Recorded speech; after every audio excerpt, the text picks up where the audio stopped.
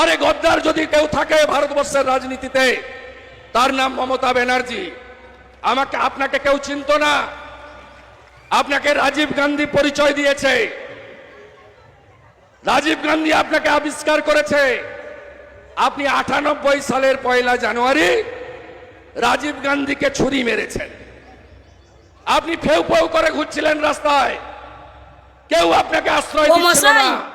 যত গলা ফাটান না কেন, আপনি যতই গলা ফাটান না কেন, আপনি যে রাজনৈতিক দলে থাকবেন সে রাজনৈতিক দলের প্রতি চিহ্ন শূন্য হবে। কি যেন বলছেন, মমতা বন্দ্যোপাধ্যায় গদ্দারি করেছে। কার মতো? শান্তিকুঞ্জের ছেলের মতো, শুভেন্দু অধিকারীর মতো। শুভেন্দু অধিকারীর মতো মমতা বন্দ্যোপাধ্যায় টেবিলের তলা থেকে কাঁড়ি কাঁড়ি টাকা নিচ্ছে।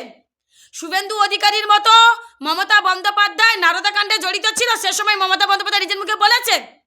মমতা বন্দ্যোপাধ্যায় নিজের মুখে শুভেন্দু অধিকারীর মতো স্বীকার করেছে।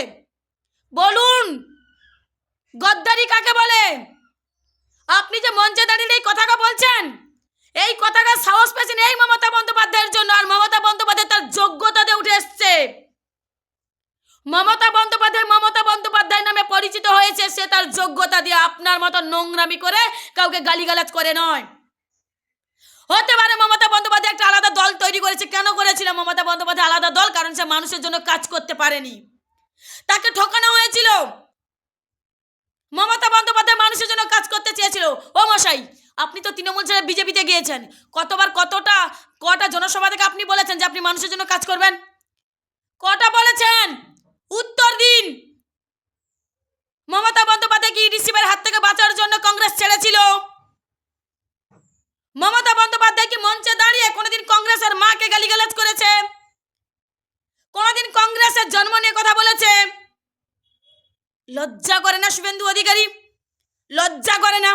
আজ মুখ্যমন্ত্রী হওয়ার লোভে আপনি আপনার নন্দীগ্রামের মানুষকে বিপদে ফেলতে 2 মিনিটও ভাবছেন না।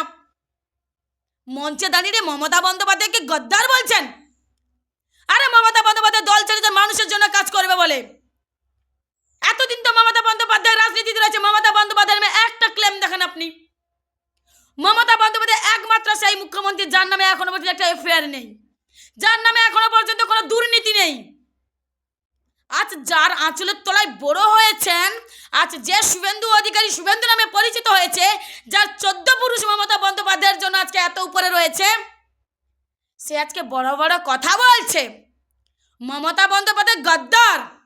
আরে মমতা বন্দ্যোপাধ্যায় যদি গদ্দারি করতো তাহলে নন্দীগ্রামে আপনার এই নোংরা চক্রান্তে মমতা বন্দ্যোপাধ্যায়কে হেরে যাওয়ার পরে মমতা বন্দ্যোপাধ্যায় আপনার নন্দীগ্রামবাসীর দিকে মুখ তুলেও তাকাতো না।